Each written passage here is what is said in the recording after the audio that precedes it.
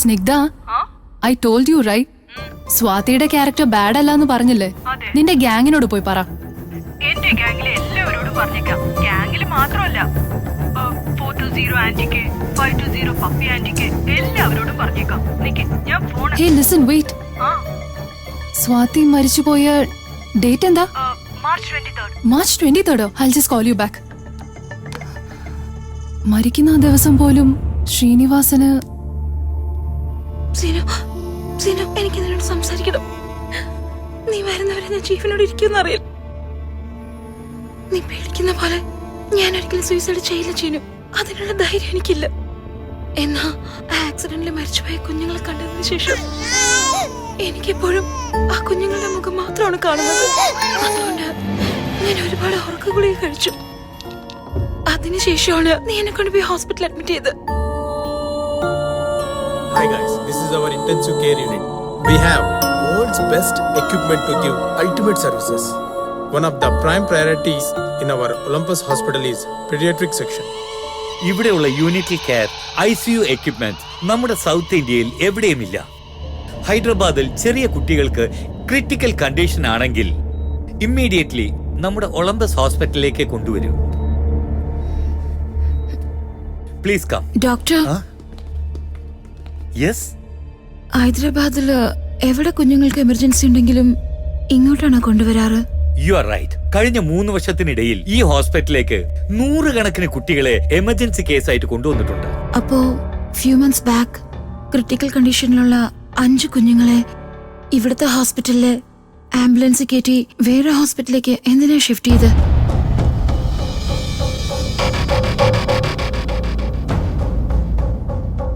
പറയൂ ഡോക്ടർ, എന്തിനാ ഷിഫ്റ്റ് ചെയ്തത്? പേഷ്യന്റിനെ നോക്കിക്കോളൂ. Okay sir. മാം, മെഡിക്കേഷനിൽ ഉള്ളതുകൊണ്ട് പുറത്തേക്ക് വരാൻ പാടില്ല.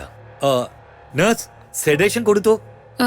Sir, sedate Har.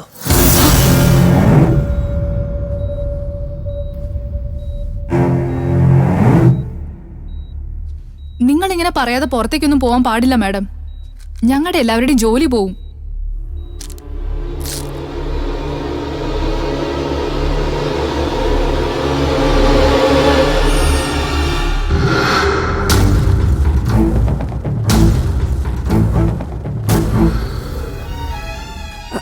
അത് ആ ദിവസം ഞാൻ ന്യൂ റിക്രൂട്ട്മെന്റ്.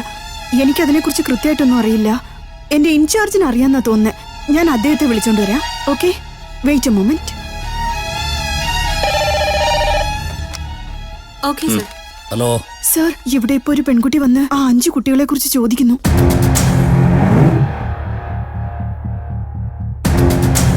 ഒരു 5 മിനിറ്റ് നിങ്ങൾ മാനേജ് ചെയ്യേ, ഞാനിപ്പോ വരാം. അല്ല, നീ അവിടുന്ന് പോകരുത്. Okay sir, I will manage.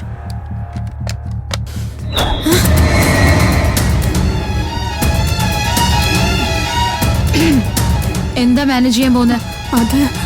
അത് നിങ്ങളിപ്പോ ആർക്കാ കോൾ ചെയ്തേ?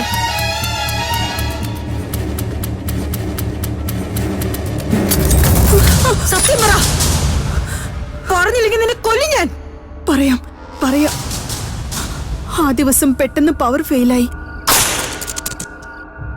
ഓൾമോസ്റ്റ് എല്ലാ ഇമ്പോർട്ടന്റ് സെക്ഷനിലെയും പവർ ബാക്കപ്പ് പ്രവർത്തിച്ചിരുന്നു. പക്ഷെ കുട്ടികളുടെ വെന്റിലേറ്റേഴ്സിലെ പവർ ബാക്കപ്പ് മാത്രം അന്ന് പ്രവർത്തിച്ചിരുന്നില്ല. മുമ്പ് ഞങ്ങൾ പലതവണ കംപ്ലൈന്റ് ചെയ്തിട്ടുണ്ട്, പക്ഷെ ആരും ശ്രദ്ധിച്ചില്ല. പവർ ബാക്കപ്പ് ഫെയിൽ ആയതുകൊണ്ട് വെന്റിലേറ്റേഴ്സിലായിരുന്ന 5 കുഞ്ഞുങ്ങളും ശ്വാസം മുട്ടി മരിച്ചു.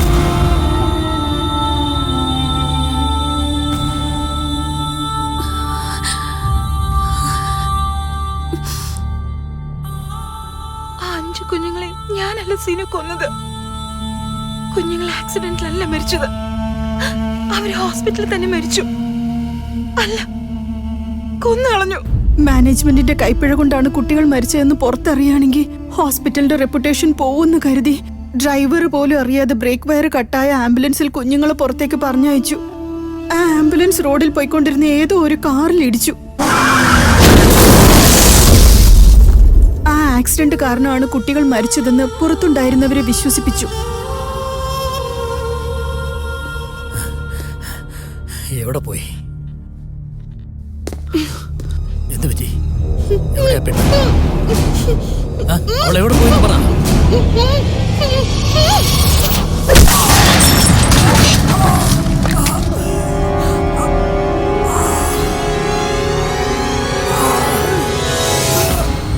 മിണ്ടപ്രാണിയായ പാവപ്പെട്ട 5 കുഞ്ഞുങ്ങളുടെ ജീവന് നീ ഒന്നും യാതൊരു വിലയും കൽപ്പിച്ചിട്ടില്ലേ?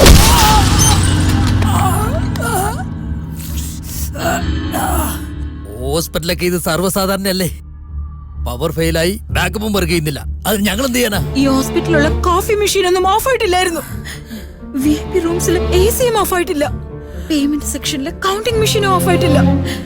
എന്നാൽ കുഞ്ഞുങ്ങളുടെ വാർഡിൽ മാത്രം വെന്റിലേറ്റേഴ്സിന്റെ പവർ ഓഫ് ആയി പോയി. എങ്ങനെയാ? ദേ വരൂ സാറേ. Yes yes 7th floor.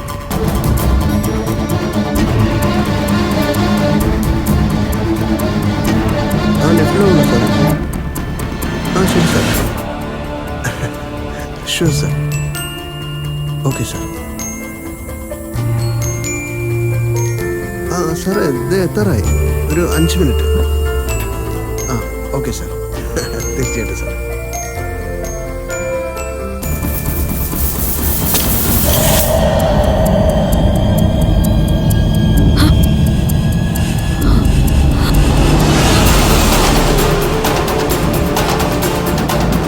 Done.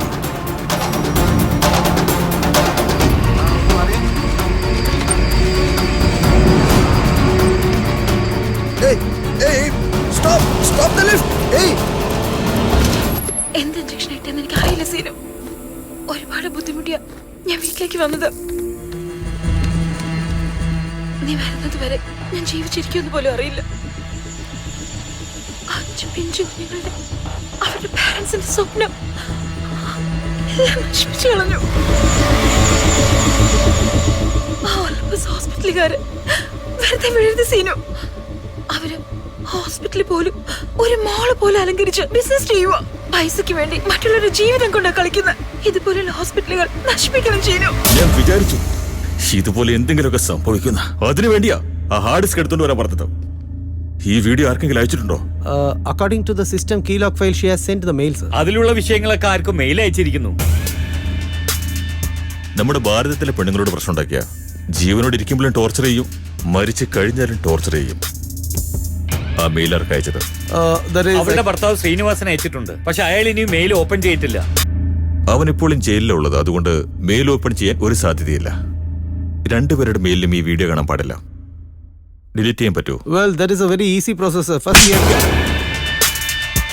ആ 2 മെയിലിനെയും ഹാക്ക് ചെയ്ത് ആ വീഡിയോ ഇനി ആരും കാണാത്ത വിധം ഡിലീറ്റ് ചെയ്തേക്കാം സർ. ചെയ്യാം. ജീവ, സ്വാതി ശ്രീനിവാസൻ അല്ല കൊന്നത്. സ്വാതിയെ കൊന്നത് ആ ഒളിമ്പസ് ഹോസ്പിറ്റലുകാരാ. അതിങ്ങനെ നിനക്കറിയാം?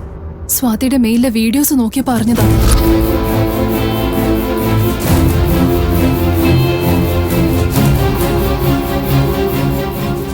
ജീവ, അങ്ങനെയാണെങ്കിൽ ഞാൻ നിന്റെ കൈ കൊണ്ടല്ല മരിക്കുക. പകരം വേറെ ആരും എന്നെ കൊല്ലാൻ പോവാണോ?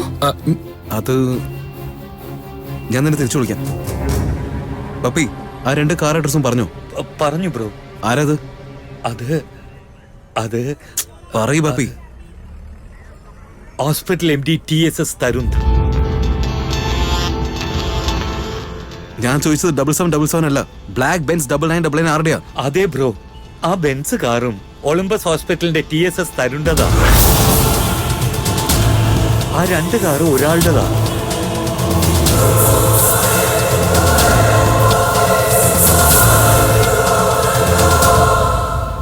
ആ ഹോസ്പിറ്റൽ MD സ്വാതിയെ കൊല്ലുന്നതിന് ഒരു റീസൺ ഉണ്ട്.